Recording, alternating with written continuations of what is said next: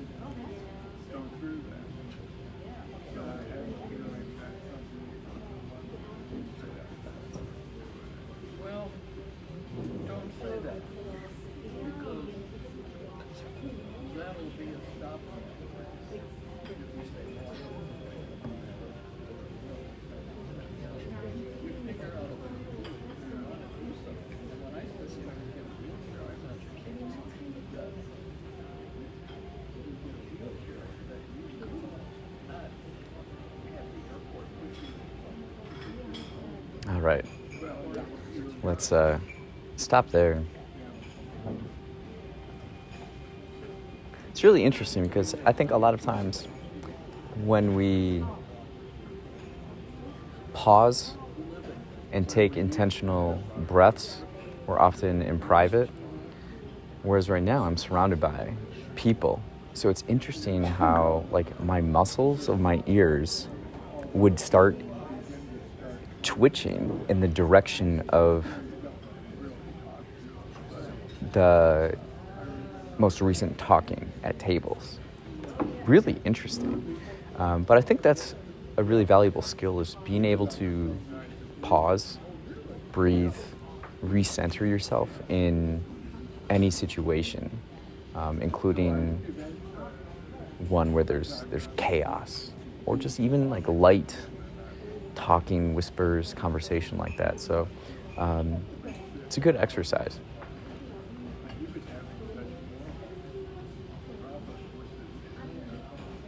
For this reflection, this guided reflection session, let's start with the question, how are we sleeping? How are we sleeping? I once heard, if you really want to know how a person's doing, don't ask them how they're doing, ask them how they're sleeping. So how did you sleep last night? How did you sleep? For me, this is on my mind. I slept really poorly. And so I can reflect on, okay, so what actions did I take leading up to that? What did I do during the night? Where was my mind at, right? So something going on in my life is that I'm really energized for all the things that I'm doing, and ahead of time, I have kind of laid out the action items for the next day. And I often get real excited to just like start doing those. And so last night I woke up at 2:43, 5:13. At 7:15, I was like, let's just go. There's kind of some sporadicness to it, but that indicates that I'm not doing as good of a job of compartmentalizing.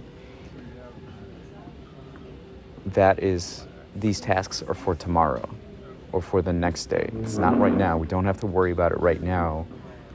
But with our mind, we want to start doing it. So that's one thing. Second thing, I was following the NFL draft, and I was also exercising during it, and I was also taking photos of physical papers and then uploading them to the cloud simultaneously. And I also had a big lighting set on because it was his night. So then I have this big bright light shining down so that the documents that I'm taking photos of, are well lit. So I think there's lighting things, or a lighting issue, or the lighting provokes something in us that isn't conducive to us winding down. And then I'm also exercising, so I'm more stimulated. But I don't think exercise is that, because we can often come down from the exercise and getting rest. So I don't think it's that as much. I think it's the screens in general, but with following the NFL draft, my mind starts going everywhere, and I want to, then start being on the iPad over here and seeing the reaction of certain people I follow and things like that. So it's kind of all over the place.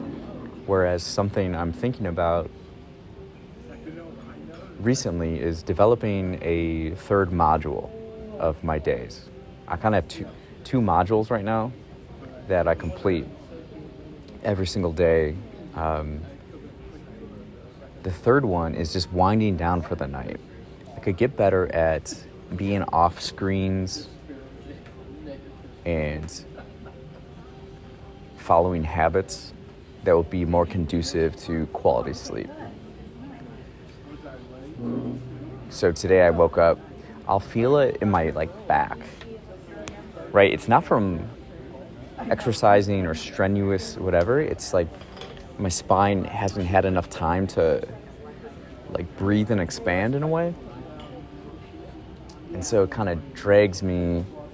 There's an overall fatigue.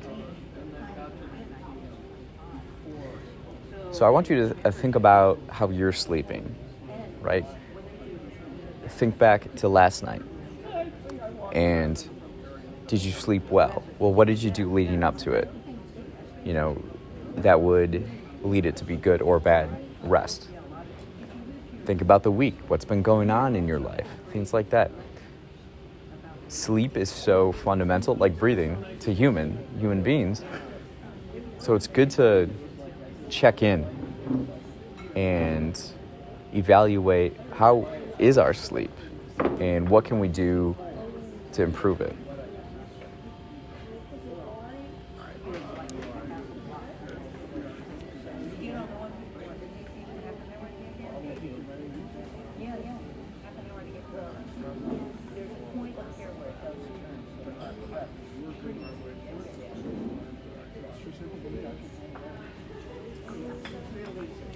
How have we been sleeping? Don't ask a person how they're doing. Ask them how they're sleeping.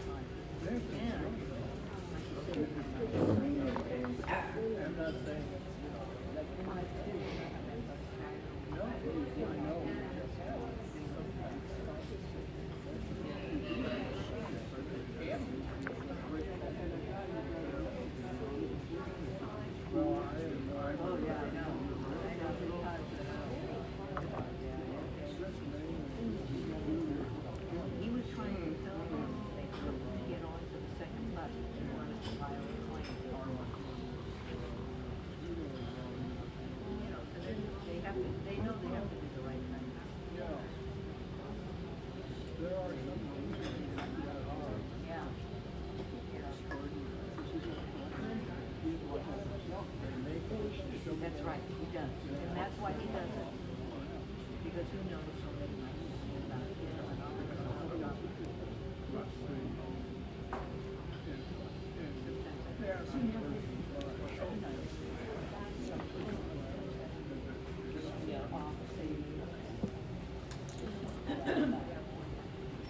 How have we been sleeping? Don't ask a person how they're doing. Ask them how they're sleeping if you really want to know how they're doing.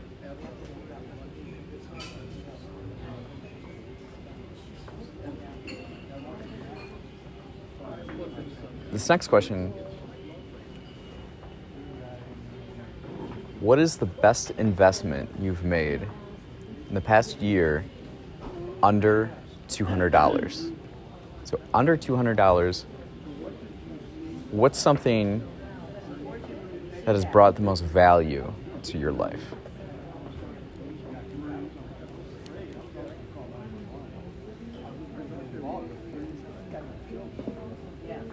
And a lot of times I just try to, I'll leave it from the street, away from people like that.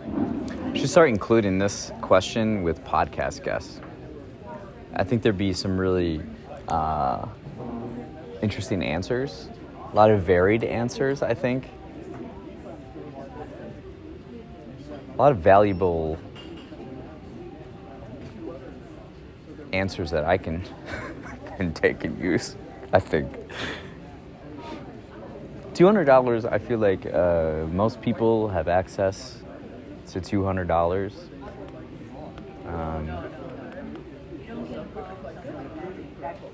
People don't really have a problem spending $200 on something in a year. Whether they saved up or not, doesn't really matter.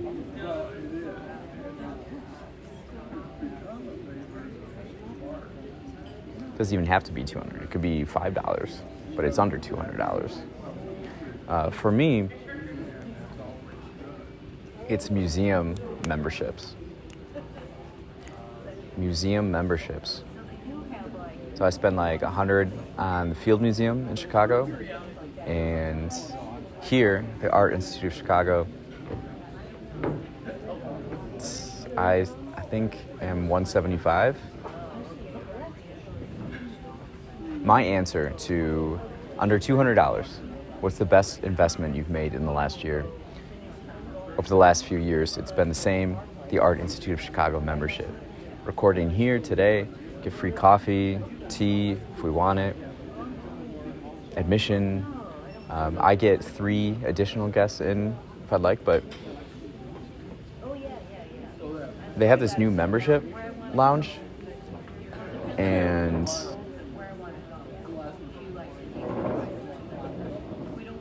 pro tip, it's the fastest Wi-Fi in the city that I've tested. It's really fast. So not only do I come here for the art is actually secondary now, I would say. I come here typically on Thursdays because it's open the latest. It's open till 8 p.m., the museum. And I do a lot of my heavy uploading of digital files.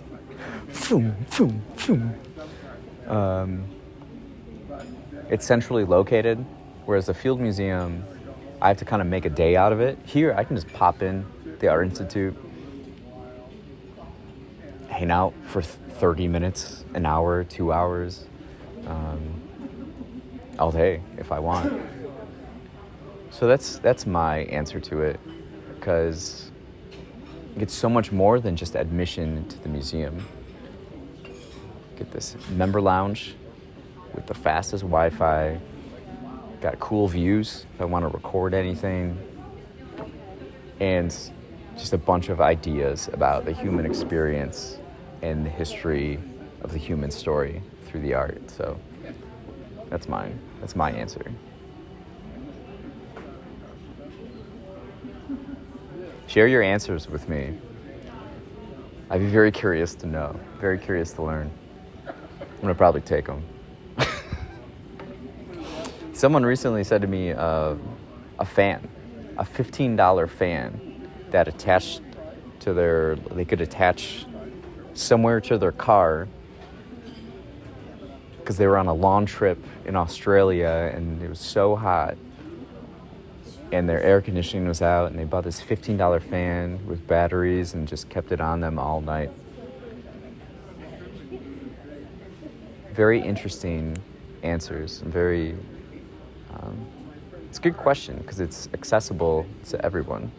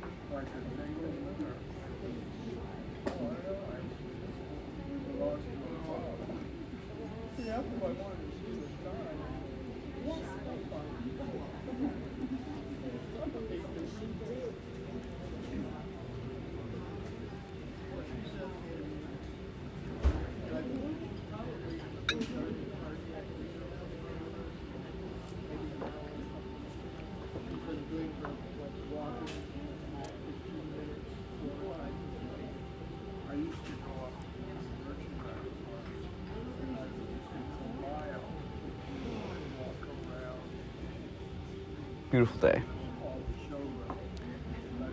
My grandpa used to say, every day above ground is a beautiful day. And now he's 6 feet underground. So it's true. It's true. And we can begin with gratitude, which will lead us into our next question. What are we grateful for?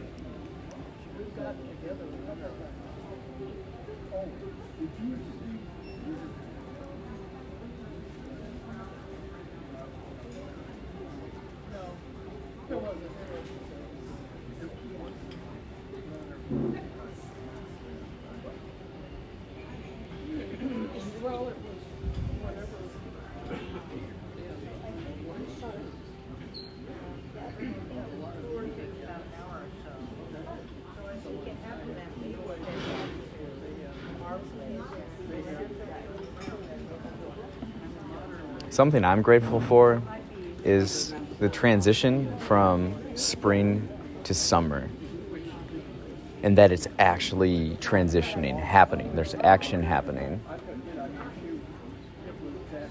was in Miami for a week, 80s and sunny every day.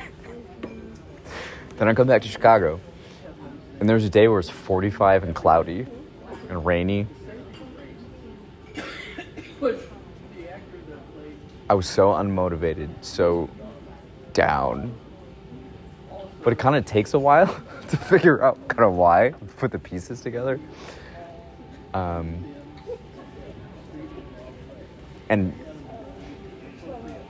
there's sort of a transition period of a lack of acceptance that was the weather when I was in Miami for a week.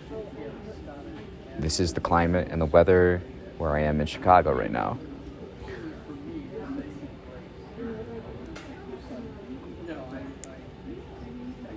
So I'm at the stage of acceptance. So I look at the weather, the forecast for the week. I see it kind of, just happening, transitioning, right? So I'm grateful that it's happening.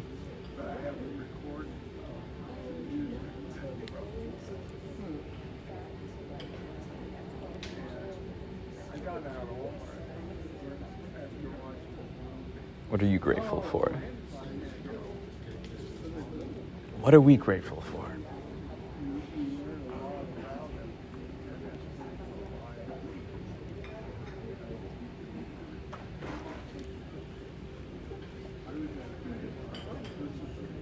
I have a rule for myself that I won't go to baseball games, MLB baseball games, under 70 degrees. So by me, like, I can walk to Wrigley Field.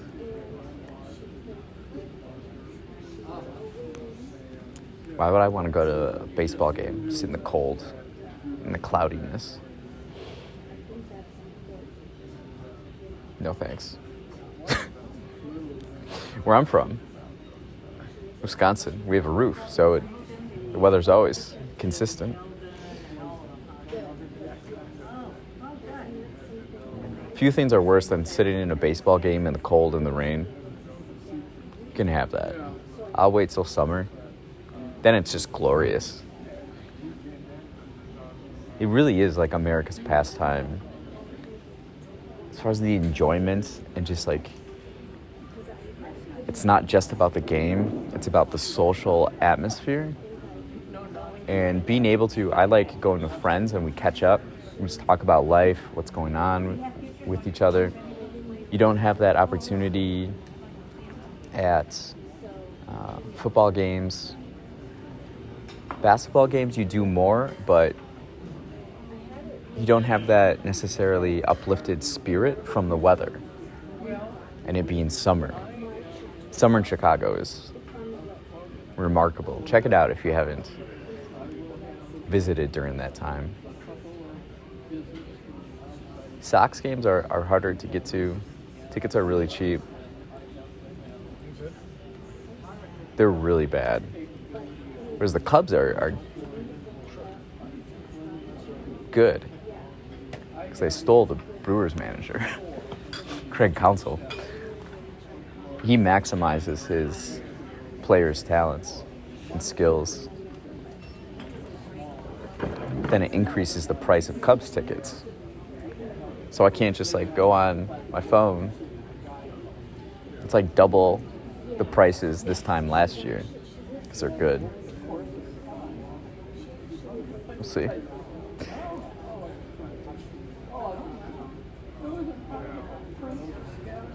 That was something I really enjoyed last year, going to baseball games. Went to Brewers, Cubs, Sox, Marlins, and Mets.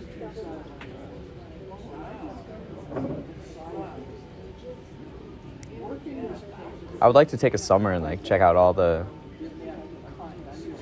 baseball parks.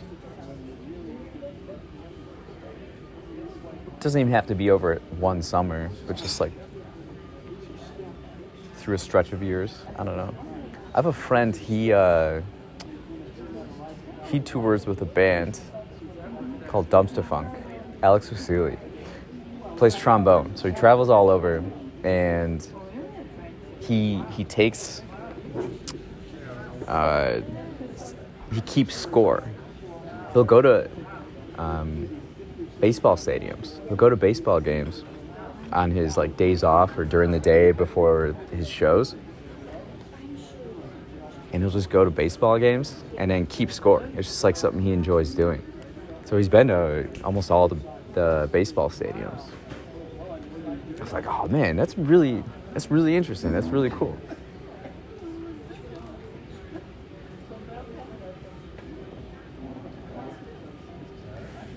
Yeah, a lot of my friends are going to be in New Orleans for Jazz Fest. I have a lot of musician friends who go on tour and stuff. And New Orleans is a place I haven't been to yet. I would like to check it out. It'd be wild during Jazz Fest. One of these years, for sure.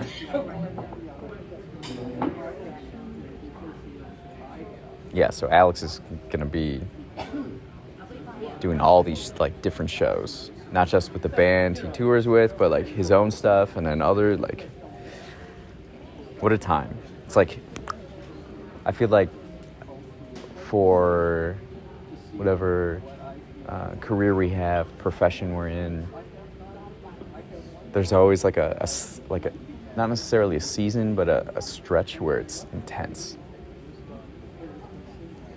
I'm going up to Wisconsin during the month of May. Usually it's the month of May. It's planting season. So we go all out. And then that's the busiest. And then we have harvest season in the fall. Those are the two busiest ones, busiest times, you know, in agriculture and farming with cash crops. People who work on taxes. Beginning of the year till April, really intense, right? So it's like this for a lot of different professions. That's an interesting question. Asking people when their busiest, most intense time of the year is. What's yours? That's our question right now. What's the busiest and most intense time of the year for you? And how do you handle it? What's something you can do to like make sure it goes smoothly, you're prepared, centered, and well?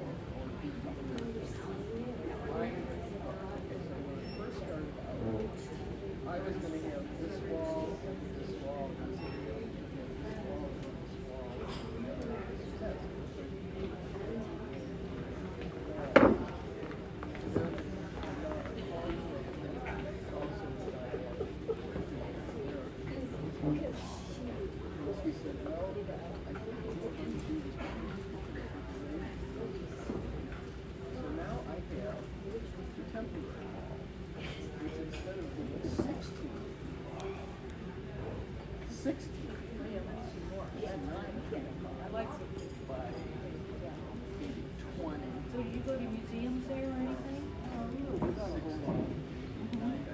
Maybe it's 16. Do you go to performances? Actually, I have 5 different things. Different types of cord or what I want to put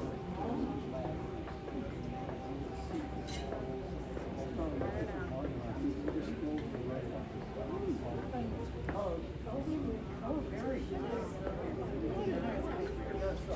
That's a shower. Hi, Liz. Hi. Hello. High five. Great. My friend David. We were just at the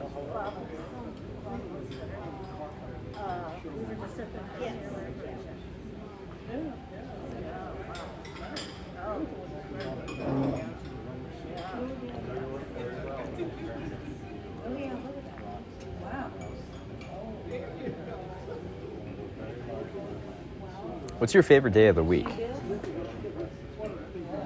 I'm recording this on a Friday, and there's a lot more energy around. Usually I'm here on Thursdays. Switched it up. Just a little bit more spirit, a little bit more lively.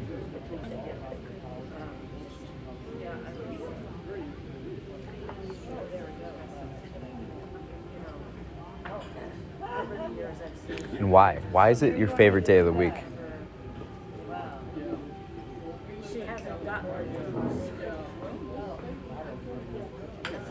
I'm adamant that there are like certain energies of each day of the week from the collective,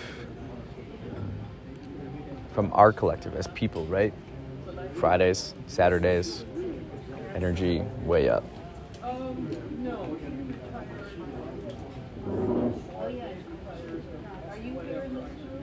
I think Tuesdays are the worst for week days of the week energy. Tuesdays are like the hardest for me. Oh yeah, you have to hold on. Wednesdays are breathable. Thursdays starts to get to weekend energy. Friday, Saturday energy, but not quite. It's kind of like a climb. I've never been a big fan of Sunday energy. Because I feel the weight of Monday's energy about to crash down on me.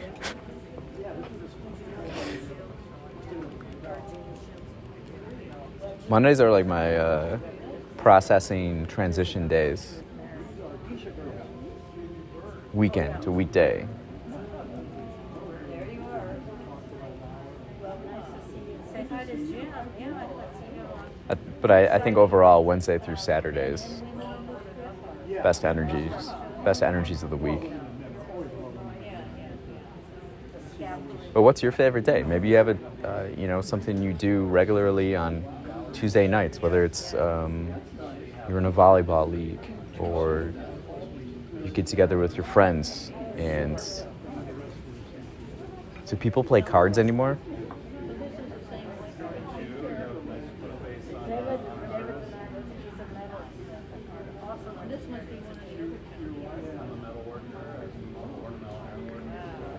What's an activity you can do without your phone? What's an activity you can do with other people where you don't need your phone? That's our next question.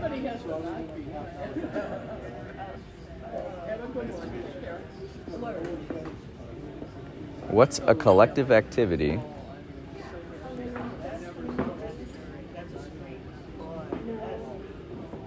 we can do without our phones?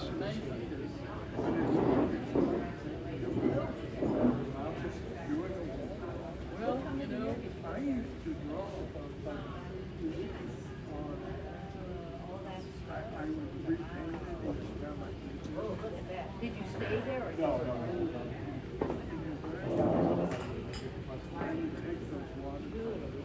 Oh, what is he doing there?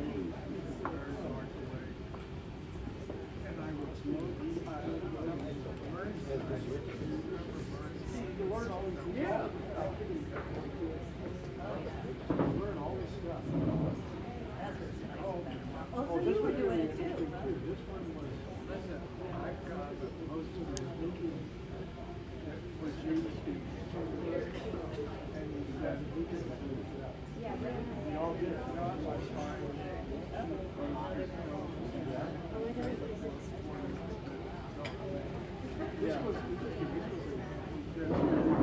Man, I could just sit here all day and just watch people.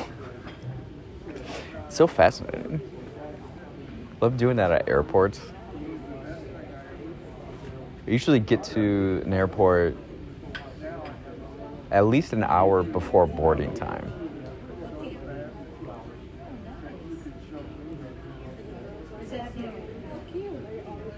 Earlier if possible, for sure. Oh, there he is.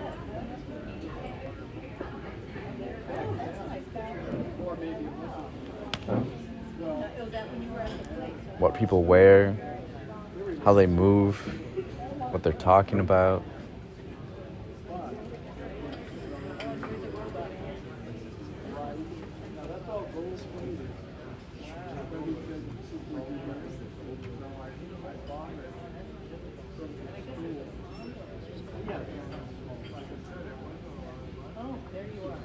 Going back to our question, though, what's a collective activity we can do without our phones?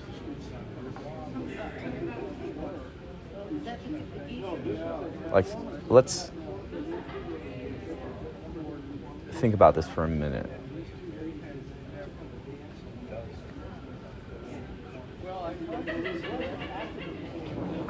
What did people do to occupy time? This is actually a question that came up last week Sunday. I was with a friend, and we were looking at the miniature rooms here at the Art Institute. There's all these like different things, like a drawing room. Oh, that's inside the temple. You know, it's like we take for granted Oh yeah, look at them. where we are in the human story and the progress we've made, where we have machines and things that help us minimize the time we have to spend doing just basic tasks, right? Washing our clothes, baking food or preparing food, washing dishes. We have indoor plumbing that allows us to just like press a lever and clean water comes out. We can flush the toilet. We can take a shower. And so there's all these things now that minimize this time, whereas that would take up, just those basic activities would take up so much of your day.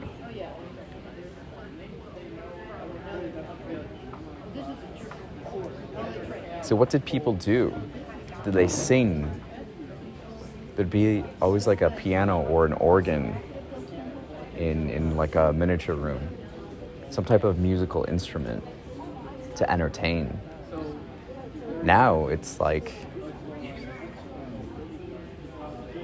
there's so much abundance of entertaining options.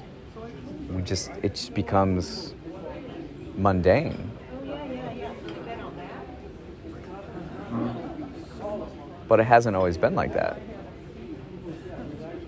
And so I'm curious if we would have more connection as human beings if we abstained from some of these easy entertaining options, in particular with our screens, and spent more time together physically and interacting with each other.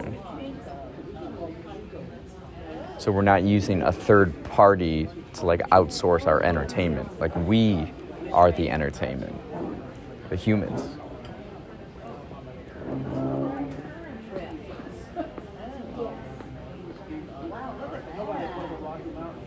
Deck of cards. Deck of cards seems like it, for at least a century, just like such a huge part of entertainment, human interaction, activities. And now it doesn't seem as such a relevant factor in our lives.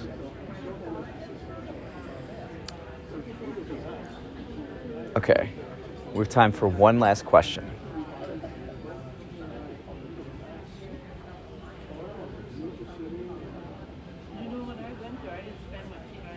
What are you looking forward to this summer?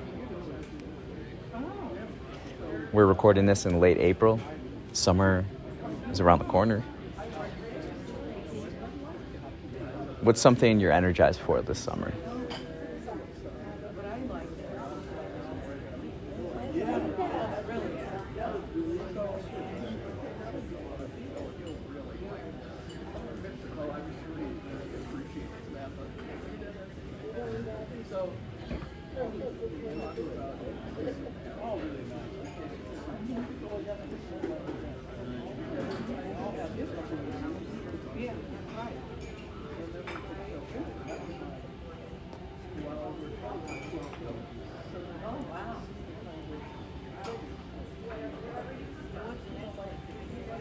I mean, without thinking, the sun and the weather for me.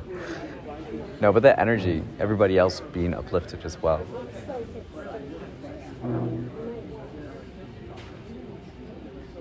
Going for walks.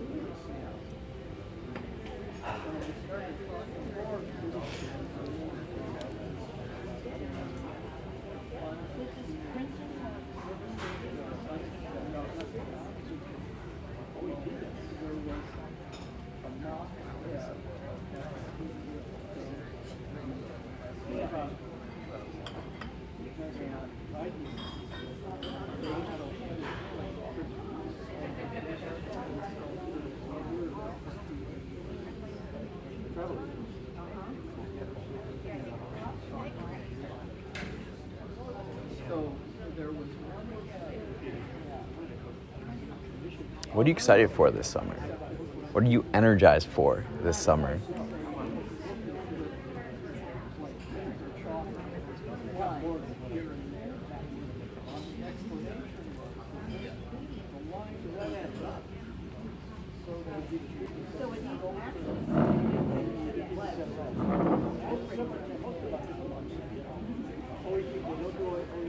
Well, thanks for being here today during this guided reflection session.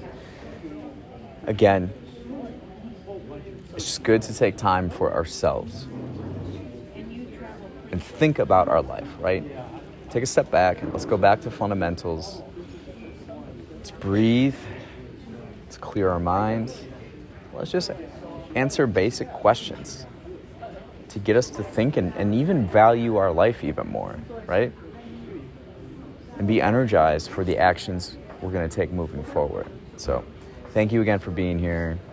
Be well.